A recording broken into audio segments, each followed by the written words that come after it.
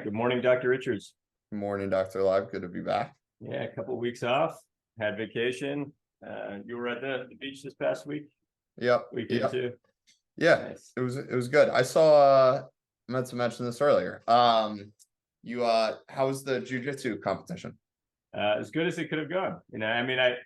I only had to face one person, which is sort of part of my plan in a way. Like I'm in the 40 plus division, so there's not a lot of people that sign up for the 40 plus division. And I also did no gi only. I just wanted to integrate myself in. Like if you're not familiar with the jujitsu terms, the gi are like the pajamas that you kind of wear, and I find that harder because people can really hold on to the gi and get grips, and you have to work a lot harder to break things. Where with the no gi, you're slippery. So I won both of my matches. I didn't give up any points, so I was happy. I got like a gold medal, which doesn't mean a whole lot because there's just a ton of different divisions. But for my first experience, it was definitely a good one. I was very nervous. I went early to watch some teammates, and I don't know if that was a good idea or not because it's an intense environment. There's like Is 15 it? mats or so going on, like a bunch of matches, and it's kind of hot in there, and it's an aggressive atmosphere, right? Like so when you're training, sometimes when you spar, it gets pretty aggressive, but a lot of times it can be, you're going against somebody that's a different level than you, so you're drilling. It's not always as aggressive, but every match seemed pretty aggressive. So I'm looking at the different people that I might compete against, and just a lot of thoughts are going through my mind. So it was actually nice to get out there and just compete a little bit, and it went well, went better than I thought. Are you gonna do another one? I think I will. Not right away, because it's for me, it was more of the training for it. I definitely really got everything I wanted out of it. Like it put me into more of a focus for jujitsu, and I feel like above any other movement practice, like if I get a little bit better at jujitsu, like I feel like I've done a lot. Like I just feel Hmm. like it's such a big bang for your buck movement practice, but it is complex, and it's humbling, and the cardiovascular element for me, it could be like really tough depending on who I'm rolling against. But I really felt I got a lot better in the training, but the training also for me, it's not what I'm going to do for a living. So it's like I put a lot more effort into that training. So for now, it's nice to kind of sit back and feel like I don't have to have a pressure of a competition. Yeah. But I'll probably switch gears into something else. I was I'm gonna say, just not sure what's what. yeah, is that your third competition this year? Is it third? Wait, or third within the past year, I guess. I think it's just two this year, but then I had done the tactical strength challenge at the end of last year. Yeah. Yeah, so I know it's definitely useful to put something on the schedule and have a focus goal. I don't think I want too much focus right now. The other thing is it sort of takes a little bit away from my work related task. Like if I want to create content and stuff like that, I can't be spreading my brain that thin to like focus on like a competition that's coming out and then be as consistent as I want to be with like building content for the business. So I think I want to put a little bit of work into actually making my training more tied into like longevity based training, and see if the stuff that I've written about actually is useful as I train myself with it, which I have done this to a certain extent before, but I want to really hone a program that I can then write about and make a program about. So Yeah. that's my thought right now, but we'll see how that changes. How about you? What's your training looking like these days? I've been. Are you familiar with Alec Blennis? Have you ever heard of him? I have not. He's like a tactical kind of strength athlete, has done a Okay. bunch of ultras. I think he set like the Murph world record and Oh stuff. wow. But I've been following, he just has like a subscription based programming. So I've been following that. It's kind of a mix of like there's some hypertrophy in there, good amount of conditioning, some metcons thrown in. So it's a What's his good name? like Alec Blennis, Blenis. But he's big on, he has a lot of different kind of programs along that line, but I've been enjoying it. It's a little more well-rounded than what Cool. I was doing previously. So yeah, I'm feeling good. I ran a 10K yesterday, Oh nice. and felt good with it. So I might try to sign up for something. I'm thinking like either like a sprint try, or I don't know what, maybe a 10K or a half or something like that. We'll see what happens. Nice. All right, a wide ISA entering into the endurance realm. I like it. I know. I it's, know. it's good for you. Yeah, some good rotation for Yeah, me with the absolutely. running. Yep. Yeah, speaking of that, I've been like on a documentary kick, like a sports documentary kick. Since I went away to the shore, I didn't have my normal like Hulu Live to watch, so I had to watch a lot of Netflix. And one of the documentaries I came across was Quarterback on I Netflix. And I did you see just that? started that. Yeah, I just and started, yeah. the thing that'll be interesting is when Patrick Mahomes is one of the quarterbacks they profile, and his trainer, which is like a childhood friend, but he talks about like he is better than any like high velocity pitcher he's ever worked with at rotating and separating out his rotation, like from his neck to his spine. He probably uses terminology that we might not use, but I just thought that was like fascinating for some of the work that we've done, at least more recently. And Yeah. he's definitely a unique guy out there when you see him move. And when they broke down like some of the movement, it made a lot of sense. Where it's almost like, I don't know how much you've done work with like golfers. Like I know in TPI when they talk about like the professional golfers, the dissociation from the upper body and lower body is like one of the things that like every professional golfer has that amateur golfers don't. And Yep. it was just interesting to hear that with like the best quarterback maybe ever. And that's one of his like superpowers is that he rotates his spine and dissociates his spine like neck from torso from hips better than anyone in the league. And it almost Yeah. like a baseball player. Yeah. You can see it too when he Yeah. plays. Yeah. Like he like runs what he's so good at kind of throwing back, I guess. Like if he's running to his left and still throwing. And the one thing that they kind of profiled and they slowed it down is that his gaze, is always able to like stay fixed, but he can have his body turn the other way. So it's like, you think of it as, oh, he makes it look so easy when he's able to like be facing one way and throw like a bullet the other way, right? Yeah. But the reason he can do that is because he can actually turn his whole body to face where he wants to throw it, but like half of his eyes at least are looking the other way, or vice Yeah. versa, right? So it's that a separation of like the neck from the torso, but that often looks like is like no look passes where he's like throwing a bullet, but his body looks like it's facing the other way, but it's really maybe just his head. So that's how tricky that could be from a coordination standpoint. But he just seems to have that Yeah. down. Yeah. Yeah. It's insane.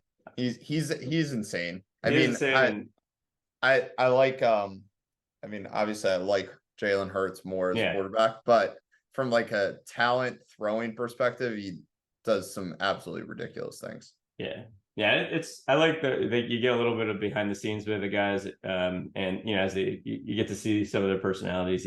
He comes off well. He's a Yeah, he competitor. does. He's a competitor, but he comes off well. So I've been getting a little obsessed with that, but I thought that was fascinating, and it makes sense when you hear it. But I didn't necessarily put it together watching him play. Yeah. Yeah. All right, so today I think we're gonna touch on foot pain. We're gonna be pretty broad with this. We'll talk about a couple different diagnoses there. We had a request from a listener, and to be honest, this is something that's been important to me of late as I've gotten into more jujitsu. I feel like it's a different type of training for my body, especially when we go close to 100%. But where I tend to feel it the most is in my feet, because there's a lot of times where I have to be on the tops of my feet on the mat or on the balls of my feet. And that's especially when I'm on the balls of my feet. I don't have the best toe and ankle mobility, but I have to be strong there. And you don't necessarily feel it during, but the aftermath of it definitely brings that on for me. But I also think for a lot of people that are recreational athletes, they might be working in a job that's not as active, and then but still playing basketball, still playing lacrosse, still playing tennis, like sports where you have to be planning and cutting a lot, right? The feet start to take a pounding, and we hear about knees, we hear about backs all the time, but I don't know that the feet are talked about as much, because I think a lot of times you could play through or work through the foot stuff, but it's just like a chronic pain that you're dealing with. So I figured that would be a good topic to touch on. I know you're a bit younger than me, but I'm sure you're an athlete. You played more longer than me in sports. So have you had your share of foot and ankle issues in your playing career and of late? In my playing career, less so, but as of late, yeah, probably because my actual preparedness isn't Hmm. as good as it was before. But I've been playing a good amount of pickleball actually, and my feet Got it. are like crushed Nice. by the end of that. And then yeah, I get on the field once a week or so with some guys and do some sprints. And that's something too, where like if Yeah. I increase my volume a little bit, then my feet just hurt the next few days. Yeah.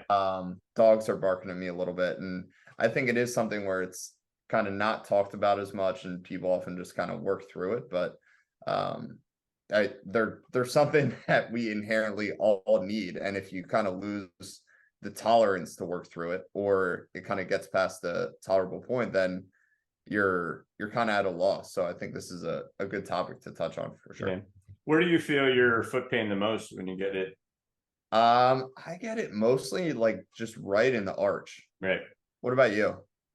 Sometimes there, I mean, in the past, I've had some, like plantar fascia type issues, but it's less so there. I've had a long history of ankle sprains, not in a while, but I would say 2 or 3 a year when I was playing basketball. So I've always been limited with ankle mobility, and that's been like a lifetime goal of just trying to continually improve that. So I'll even get some like inner, like tarsal tunnel, inner ankle Yeah. pain sometimes. But it's my left big toe, I would say, is like the biggest issue. And sometimes it'll go to the right, but the left big toe, for a long time, there's been a lack of mobility there. And I'm certainly been working on it as much as I could, but there just seems to be a limitation left versus right, and that will tend to light up a lot quicker than the other side. So I find that to be the thing that's the bigger issue. And one of the things I think I've started to associate with more of that pain is also swelling in the feet, right? And depending on nutritional things, depending on even just temperature in the atmosphere, is after training, a lot of times we'll recover in a way that we're not always elevating our feet. We're not always thinking about, how much fluid and how much pressure is moving down into the feet. That seems to play a huge role in how much discomfort I'm starting with in the feet. And then vice versa, if I do some things that are like, I have the Normatec gear, which is, the intermittent compression to kind of try to push some fluid out of there.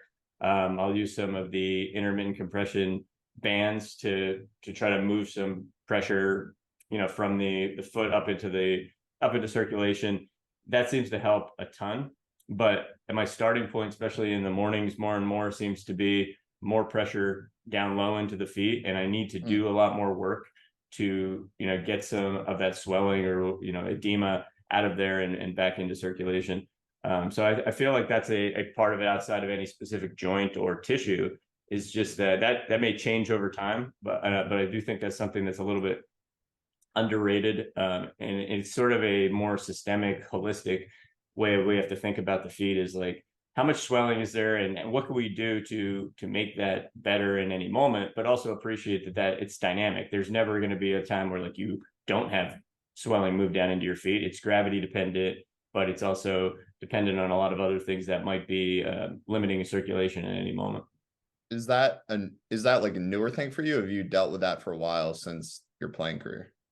No, I mean, when I was playing basketball, I mean, I was quite a bit younger. I didn't pay attention to any of that stuff, you know what I Yeah. mean? But I didn't, no, I certainly didn't have the same toe issues or foot issues. I think I've done a lot more cardio in the last like 5 years, which has made me feel much better in many ways. But I do think one of the side effects of that is even being on a bike, like in order to get my heart rate up, a lot of times I'm not a high level cyclist, but I'll just stand up on the bike because it's easier to get my heart rate up than sit down on the bike. The one I have at home, and sometimes I'll do that for like 90 minutes while I'm watching TV or something like that.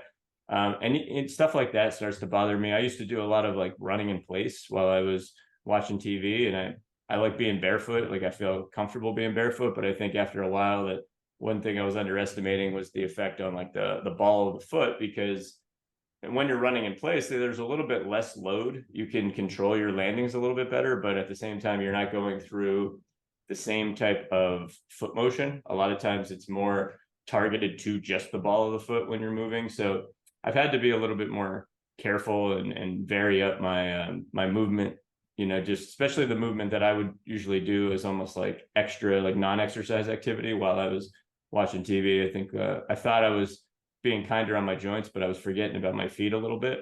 And then, with that, it's just there's a stiffness that I feel like comes with my initiation of trying to get movement to the foot that seems to be worse if it's earlier in the morning, or if I haven't done some things to get just my whole body circulating better. So I'm attributing that somewhat to just circulation things, swelling staying low. And just as we both know, like the gravity dependent nature of swelling is really, really important. And I think it's not as appreciated by people that aren't in the field and thinking of the body as like a pressure system more than just like a bunch of isolated joints.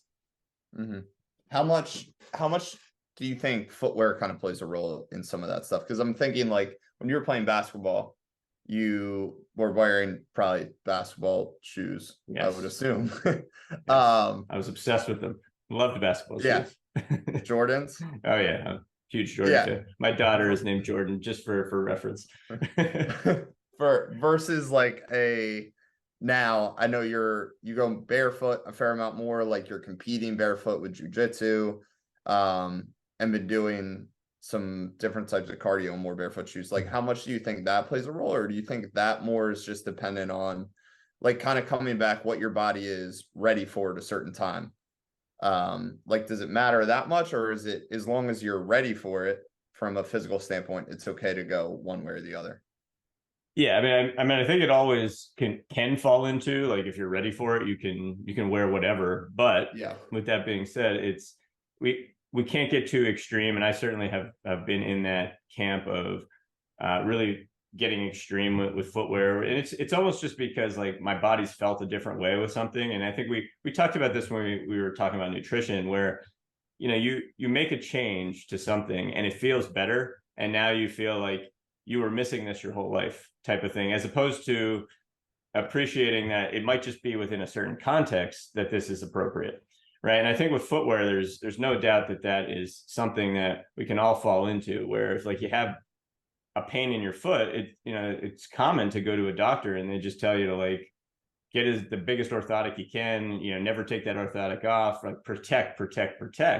But then, what are you doing on the other side of that? You're atrophying, right? So like there's always that balance of being able to tolerate, but also knowing like what's the context in which you're in. So I'll tell you like just a history of like my thought process with footwear. So I used to wear basketball shoes all the time. I didn't really think about my footwear as like a way to improve my function. I just sort of like rolled with what like basketball players wear basketball shoes, and then it was more of a fashion thing, like my footwear.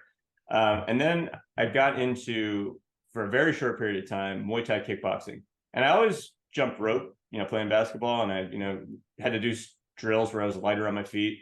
But doing Muay Thai, we were jumping barefoot, jumping rope for about 15 minutes, just as a warm up before we got into all of the striking and kicking. And when you're throwing kicks in jiu-jitsu or in Muay Thai, you have to roll over the ball of the foot. So you got to be very much on the ball of the foot. But there was a sense of doing that for just a couple of weeks where I just felt like a cat. I felt very light on my feet. And as soon as I put shoes on, I felt heavier. And it was very obvious. And it was obvious when I was working. So like I would be wearing like Skechers or something. I tried to dress up a little bit nicer than what I do now. I just wear like the Movement Professional t-shirts and shorts, but I got to I tried to dress up with khakis, and I had like sort of dressier shoes, and I would just feel heavier. And so the contrast there for me was like, all right, I have to explore this a little bit more. And it happened to coincide with the Born to Run book and the Vibram 5-finger shoes. So of course I went all in. I got the Vibram 5-finger shoes, and I did feel really good wearing them to work. And I, of course I got made fun of and everything like that, but I really didn't care at that moment. I think it was like kind of coinciding to when I gave up drinking and I was vegan. So I was like, I was embracing all of that, you know what I mean? It's just like, whatever, I'll be different. But I did feel like quite a bit lighter on my feet. But then I also was like training for the Broad Street Run, and I started running in them. And they're like, that's two different things. I'm not a good runner to begin with, but if for some reason I decided to go like all in the like barefoot running, and I broke the top of my foot. All right. So I ended up healing that just by like wearing a more supportive shoe. You know, I don't want to use the word healing, but like I was able to run the Broad Street like a couple weeks later just by wearing a more supportive shoe. Yeah. And I never really felt that pain again. So that was like a good kind of eye-opening experience for me, where it's like it really depends on the task. And it's a long-winded story there. And then I had another type of experience where I did indoor rock climbing. And I don't know if you've ever done that before, but I'm again not good at it. It was an experience where like I was being taught it, and I went with my 5-finger shoes because I was wearing them all the time. And you know, I sucked really bad because you need to have like the little point, and there's like shoes that actually give you like a little point that you can have more foot contact on these like smaller holds. That if I have like bare Yeah. feet, then one, my like toes are bending, I have no strength there, right? So for the function of that, there's a reason that the people that are really good at it wear a certain type of shoe. It's like, it's not like I'm going to train my feet to be better than people that are really good at it. And I Yeah. found that out really quickly, because then I put the shoes on and I was quite a bit better with the shoes on. And quite a bit better from nothing is still terrible, but it was like a stark, you know, contrast. And again, it was just another experience where it's like, okay, it depends on what you're doing from just a performance standpoint. We're not even talking about like, all right, injury prevention and things like that, but I'm sure it would be for that too. If I did that over and over again, my toes are going to take quite a bit more of a beating if they're getting bent, as opposed to having a nice firm rock climbing shoe that's, you know, built for that task.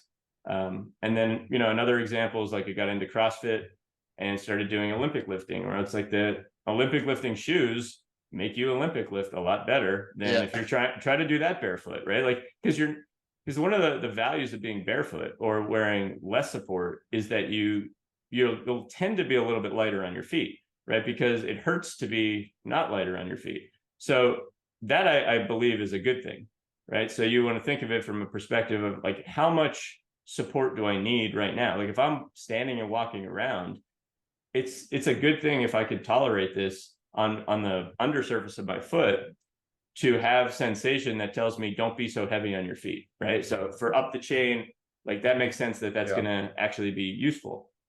But if I'm standing on concrete all day or asphalt versus if I'm standing on, I have indoor turf, I can be on mats, right? Like the surface you're standing on matters, right? And how long you're doing it matters. Like, so there's always context to footwear, and that really doesn't get talked about, right? And especially from, you know, in the orthopedic world, it tends to be, you know, it's just, you know, usually don't have enough time. But like I get patients that come in and their physicians have just told them orthotics, this is how you're going to solve this problem. And it's just, that's really short-sighted. And then what ends up happening is like you're dependent on the new footwear. And then I see this time and time again, I'm sure you see it too, where as soon as somebody needs to get a new pair of shoes, they blame the whole like company that they can't find a shoe that fit. Oh, they got rid of the shoe that was, you know, the only shoe I could wear. Well, no, it's just because it's probably the exact same shoe made in a factory, but like you had broken it in exactly the way that you were used to. So any change is going to throw you off, and that becomes the problem. You don't want to be in that scenario where you can't change your footwear at all. So we've talked about variability many times. Like that definitely plays a role, in my opinion, in the footwear discussion. But it's never going to be a simple answer. It's going to be sort of an N is one, assess yourself type of situation. Let's take it back to the Broad Street. You ran that with a broken foot? I mean, I had an x-ray that showed I had a broken foot, right? And this was like maybe 2 weeks before the race.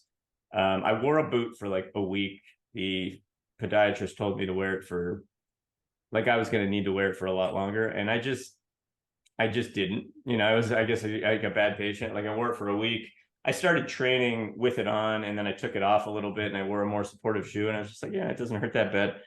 And I did a little run on like a treadmill with a more supportive shoe, and I'm like, I feel actually okay. Like I had been walking with a little bit of a limp periodically. I felt like there was something that just changed just by like going in and trying to run and saying like, oh, it's not as bad as I thought it was going to be. And then I just ran it. And there's a piece of that. I'm not necessarily advising anyone to do that, but there's sort of a piece of, you have to really test things out a little bit. Like my plan, and I wasn't like I was just going to go run 10 miles. I was going to run like a quarter mile or something like that, and just see like, how does it feel?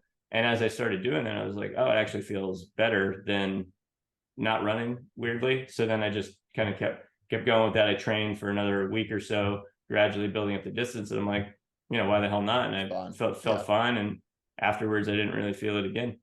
Yeah. So. Yeah. That's awesome. What was it? You said that was kind of in like when you were vegan, you were coming in the like, was that kind of tough to go into work without those shoes on, without the 5-finger shoes on? Well, was that like an ego hit, or like? Yeah, it was. And there was a lot of people that were like, it was a weird time, like telling me to sue, Really? Yeah. Like I was in, Balakin when I was in the main line. So there was people that like were attorneys, or everybody knew it. At least everyone knew an attorney, had a family member that was an attorney. So it was just, that's the last thing I was thinking about. But it was, there was a discussion about it, at least. And it's definitely like, I cringe looking back in some ways at my mentality towards like certainty when I was younger, right? Like, because whenever I would make a change, and I'm glad I definitely am glad I experimented and went through all these things. The stuff that makes me cringe is I remember my mentality in certain times where like, this is the thing to do, no doubt. You know what I mean? Like, this is the thing I've been missing. As opposed to just like, let's just see how this plays out. Like, let's have a little more curiosity as opposed to certainty. And it's like everyone else is wrong. I know exactly. Yeah. And I remember being vegan. I was purposely trying not to have that mentality. But I was very much like, I still kind of am easily swayed by a good argument, but a good book can really make me very passionate about something. I think because I've had these experiences a lot less so now, like a good book will make me be curious about something that I wasn't curious, and like help me stay more consistent. But in the past, I read the China study, which is a pretty popular, it was at that time, about like why veganism like helps people not get cancer and things like that, which I feel like has sort of been debunked, and I've seen some research to debunk it in some ways. But at that time it was like, oh, well, I'm gonna live longer by doing this, I'm pretty sure of it. But I was trying not to be like the guy who was telling other people to do it at all, right? And it was more of the opposite, where I would just be out, and like it was obvious I wasn't eating animal products, and people would come up to me and then they would tell me why it was wrong.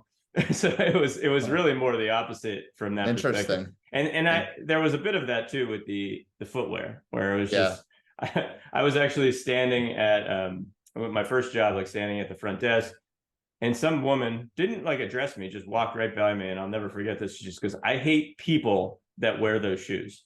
Didn't say it like as if she was talking to me, but like just walked back so I could hear it.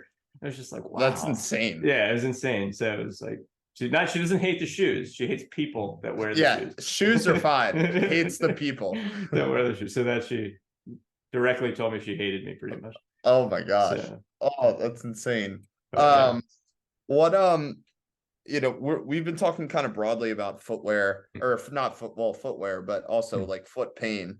I think the big thing that comes to mind that I see a lot with patients, and I'm assuming you do the same, is people come in with a diagnosis of plantar fasciitis. Right. What are you kind of thinking when you hear that? Like, what are your conversations like with people? Because I know that's kind of it's just meaning that area is really irritated to a certain, but it can sound like scary. It's another thing where sometimes I almost feel like it's over medicalizing kind of a just general pain in the foot. Can sound a little more scary than it is. But what are your conversations like with people? How are you kind of going about looking at or assessing that from a broad perspective? Yeah, first I would agree with you that, it's like we had the conversation a couple of weeks ago about osteoarthritis, and if you just break down, again, the term plantar fasciitis, the plantar fascia is a structure on the undersurface of the foot, and itis means inflammation. So at any moment in time, if there's inflammation that leads to a patient complaint in the bottom of the foot, it's going to be called plantar fasciitis. Yep. So sometimes there can be imaging or things like that show like tearing and fraying within the plantar fascia too. But I do think that sort of like falls into the same idea of no image is going to tell you like how somebody's presenting. And when we're thinking about that, like you ultimately have to think that the foot is the thing that takes contact with the ground the most.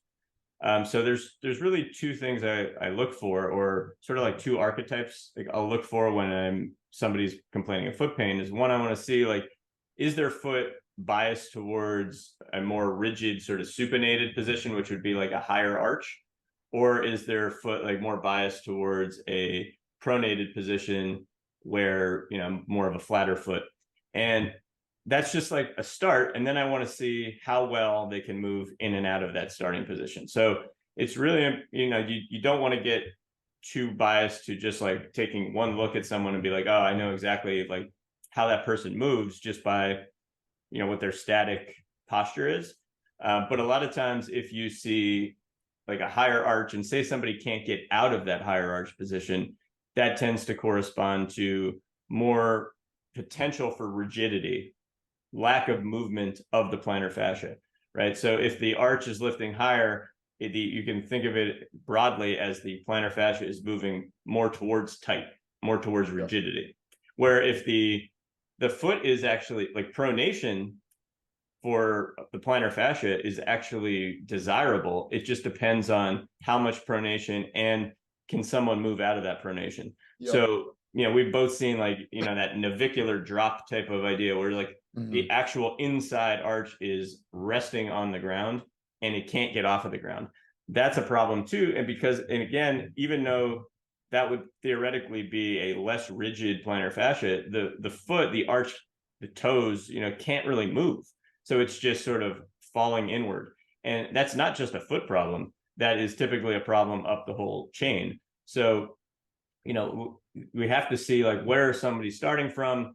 And then ultimately it becomes about which direction do we have to move this person. So if somebody has a more rigid foot, one of the things that I find to be the most useful is unstable surface, kind of standing and walking. So just getting somebody to actually take their shoe off and stand on like what would feel like deep sand can be quite useful. Or getting like a softer type of massage ball and having the foot slowly smush that massage ball so that there's this sense of the massage ball is going into the undersurface of the foot and making the foot wider, the more smush you get into the ball. So trying to widen the foot actually becomes a big part of that process broadly. Now, and I don't think we'll be able to go into like how many ways we can look up the chain to make that happen. But that would be just my general idea is like, I want to make typically a foot wider when there's plantar fascia symptoms, unless you're having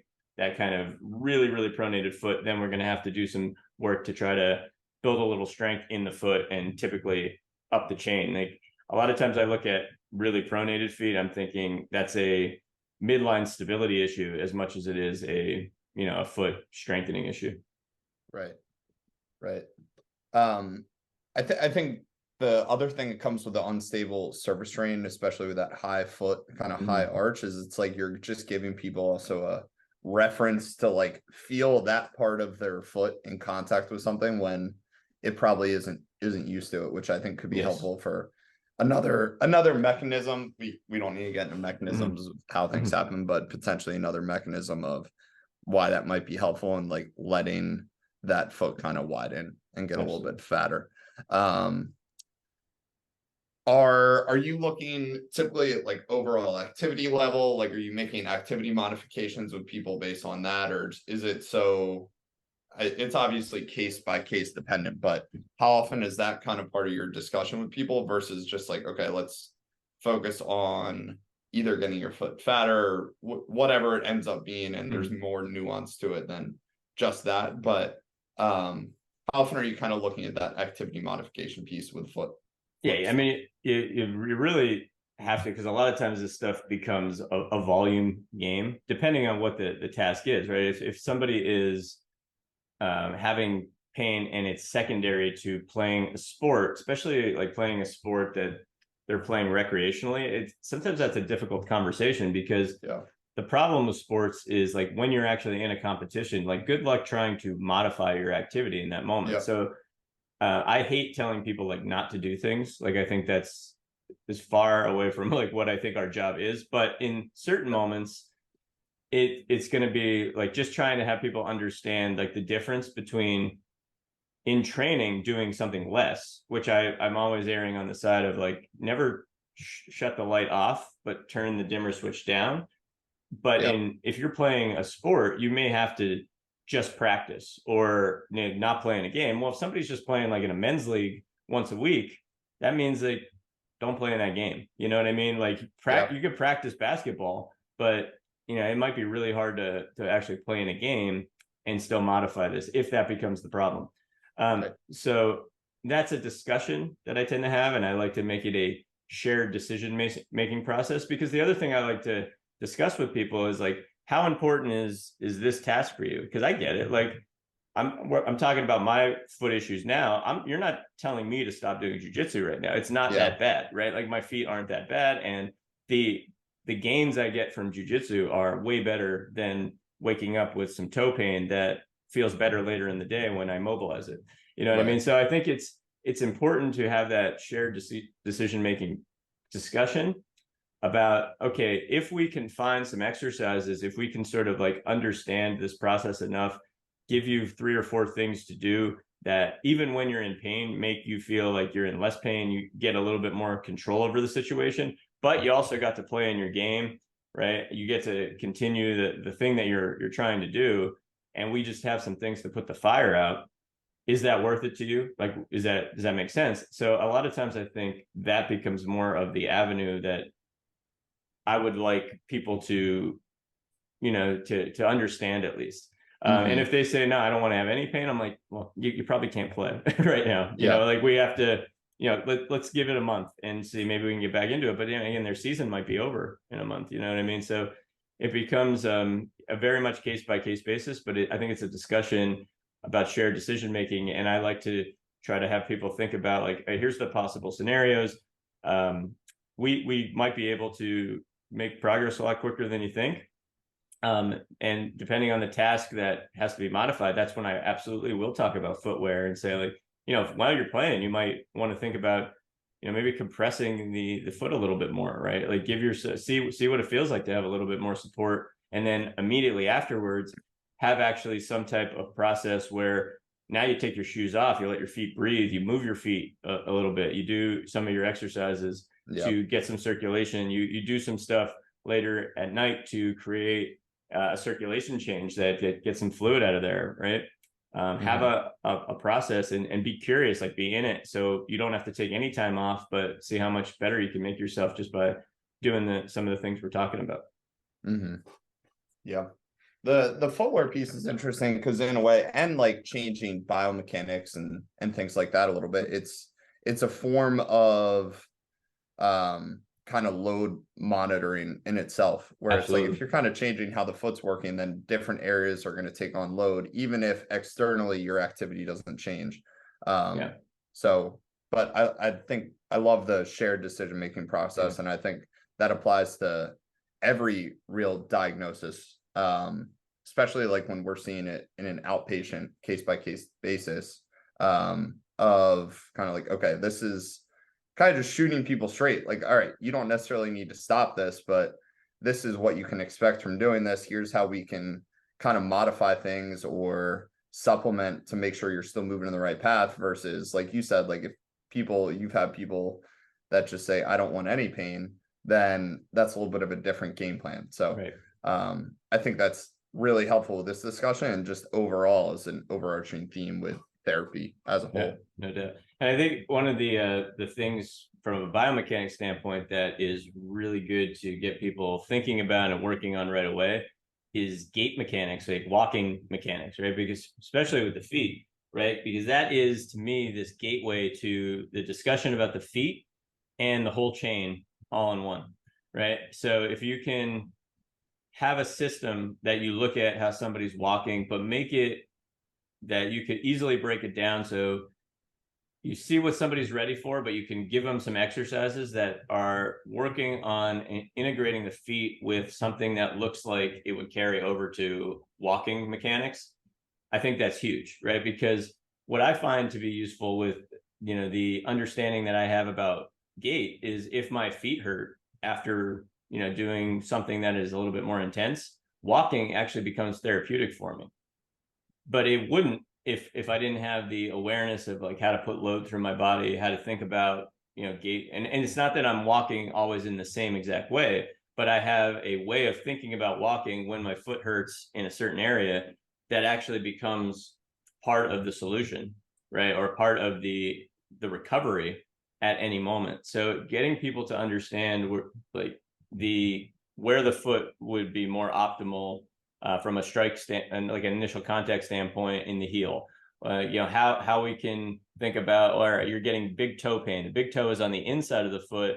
How could we shift not just your foot contact, but like your whole body, maybe towards the outside of the foot, but do it in a way that's still within the whole, process of gait, not so that you're just like never touching the big toe, of your foot, so there's, and you understand the gait mechanics too, but I just think that that's the first thing that I think about as a clinician, where it's like, all right, foot pain, we may have to, do some things to widen a foot to make it less rigid, but we also have to really look at how is this person walking every step they take.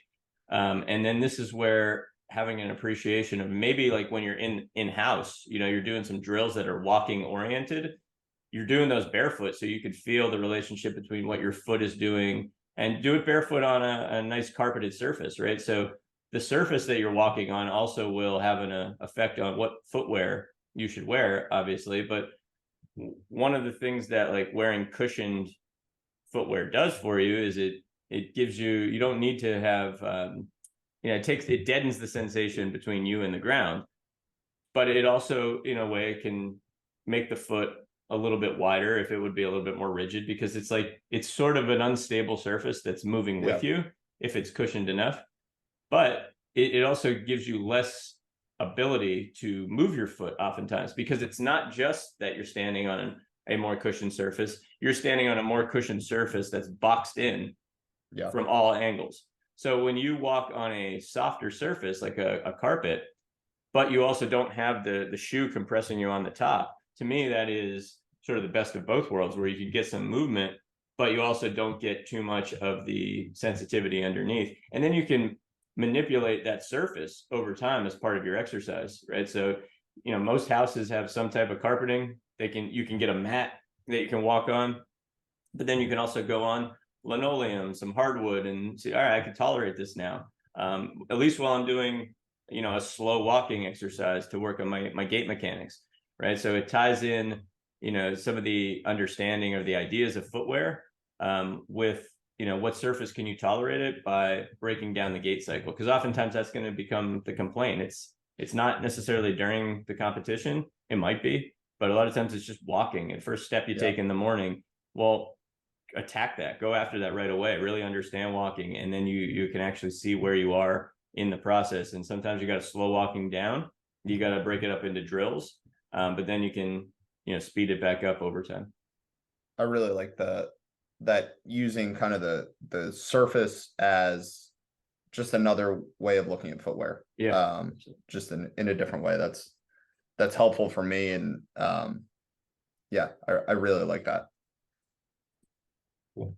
The other last thing we touch on is just, which is similar in topic, is if there is especially like a ball of the foot type of pain. So this is more of like a big toe type of issue, but you can tend to see it with the plantar fascia too, is most of the things that we do in the course of our day are going to be oriented towards like moving forward, right? Because our gaze is forward, our eyes are forward. Even when we're sitting at a computer right now, like the tendency is to not sit back into the chair, right? Because we're having a conversation, and the more that we're kind of excited about that conversation, we're going to come forward, right? So when we're doing an activity that is higher intensity, especially stuff that's more like team sports, the body weight tends to be shifted forward more than it's at least more biased forward, and there becomes an imbalance about where we're putting load through the feet.